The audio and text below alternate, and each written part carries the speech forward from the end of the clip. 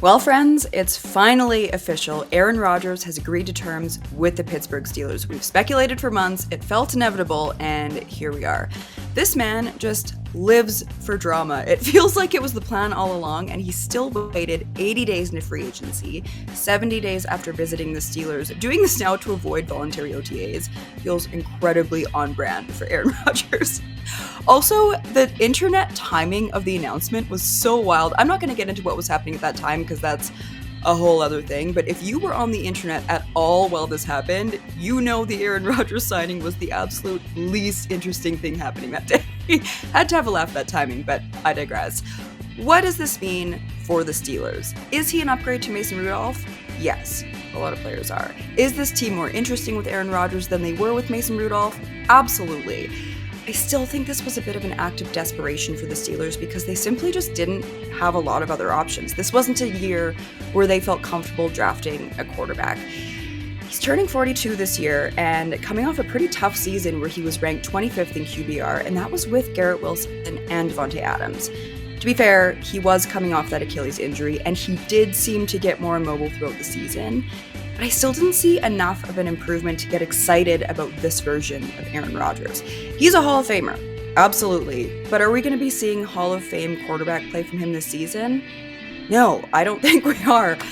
My big issue, too, outside of the decline in play, this man comes with so much chaos surrounding him. He comes with so much noise surrounding him, all of which self-inflicted, by the way. But to me, that circus around him isn't necessarily worth the level of play you're going to get from him at this time in his career. Like, Steelers fans, if you thought you had drama and distraction with George Pickens, this man is in his own tier. If I'm signing up for that circus, I want to know that I have a pretty solid shot at winning a Super Bowl. I don't think this signing moved the needle enough to put them in that category. In my opinion, I don't even think they really have a shot at winning the division. It looks tough this year, and they have a pretty hard schedule. His move to the Jets, I think a lot of people thought he could have had a Tom Brady-esque story arc of heading to the Bucs and winning a Super Bowl, and clearly his story did not go that way in New York. I already felt out on Rodgers when the Jets signed him because of what I had seen from him the season before. Yes, he was dealing with injuries, but I felt like I was going crazy when people started putting the Jets in that Super Bowl conversation. Obviously, they didn't end up there.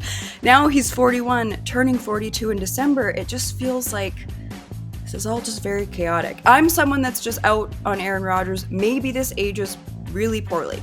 Go out. Prove me wrong. If I'm going to look at the positives, who knows? Like, maybe it all does come together. He's not in a position where he has to go in and do it all. They do have a decent young offensive line. They have a good defense. They do have some weapons. They brought in DK Metcalf, Jalen Warren, Caleb Johnson, Pat Freiermuth, but I do kind of wonder who is their wide receiver too. But they do have some guys. But this is a team and a coaching staff that they just seem to make it work in all that chaos. Like, we all know the stat of Mike Tomlin not having a losing season in his 18 years in Pittsburgh. I do trust this organization more than I trust a lot of organizations.